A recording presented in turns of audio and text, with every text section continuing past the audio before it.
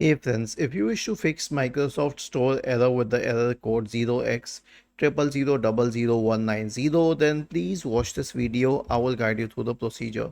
So it's not very difficult. Here's what you have to do.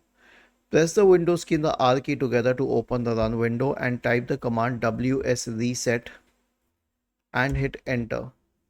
Okay. This will reset the Microsoft Store cache and launch it again.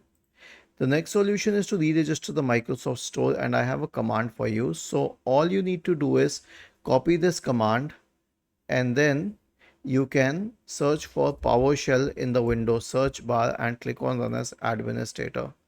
Paste it here and hit enter.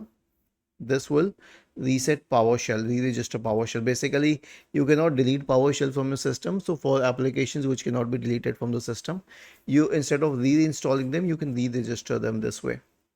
Was this helpful? If yes, then please subscribe to the channel. If not, then let us know in the comment section of the video on how we could help you further.